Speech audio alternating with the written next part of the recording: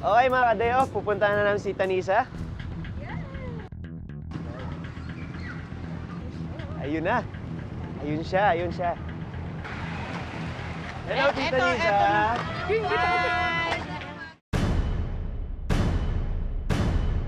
Ay, si Janine! Yeah! Ay, si Janine! Ay, si ano? Ay, naganda!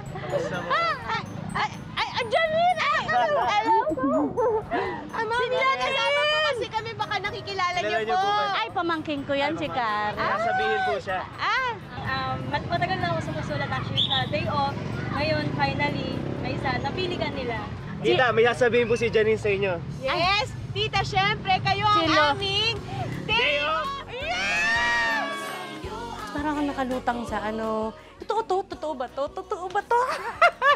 Dati pangarap ko lang. Nabalitaan namin, Tita, ang dami niyo na pong napaaral dahil po dito sa trabaho niyo po yun. Ito, isa na rin tong pamangkin ko na ito. Alam niyo dito ang gano'n siya tagal sumusulat? 8 years. Oo, totoo, Karen. Opo, 8 years na sumusulat sa day off. Totoo. At sobrang laki po ng pasasalamat niya sa inyo na napaaral niyo po siya at talagang tinutulungan niyo po siya. So ito po yung ganti niya sa inyo para po makabawi siya. Siyempre may isa paraan na lang din. Pa-birthday na lang din namin sa'yo. Actually talaga matagal na yan. At saka para bilang sukli na lang sa sa lahat ng sakripisyong ginawa mo, hindi Di lang naman, para sa anak mo. Para sa amin. Gusto ko naman din yun. Mahal ko, Diyos ko, mahal ko naman kayo eh. Diyos ko naman.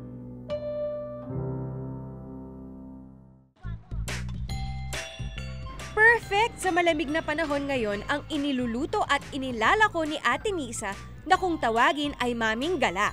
Kaya naman bago kami magtinda ay titikman muna namin ito. Magkano po ang bawat ito? Meron kami 30 tsaka 25. Saan? Ay, eto. Oo nga. Sarap. May pagmamahal kasi yan. Sarap siya.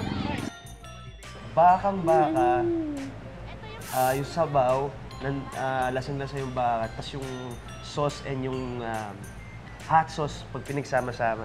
Grabe. Masarap. Siya hindi siya mahilig sa spicy, pero nung trinay niya yung spicy sa kotse, nilagyan niya enjoy ko din, masarap, di ba? Sa bahay din po ba, kumakain din po kayo pagka lunch break, dinner break? Oo.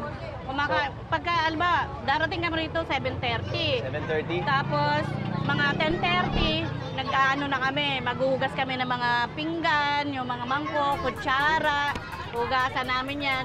Pagkatapos namin maghugas, siyempre, babalian mo muna yung, yung kutsara kasi masebo, babalian mo siya. Ililigpit na, prepare. Ito naman, nagugunting ako ng baka. Kaya marami na nga akong kalyo, nagugunting. Okay lang po yan. Tapos Marami na po napaaral yung kalyong yan. oo, marami na rin ito nabilang na para Yan. pag... Naku, Ate Lisa, sasamahan ka namin pag-uwi mo ngayon para magturuan mo din kami, okay? Okay ba? Oo, tsaka tutulungan ka na rin namin. Mga ka-day-offs, hihintayin lang po natin si Janine para makapack up ta. Ay, okay lang. Take your time.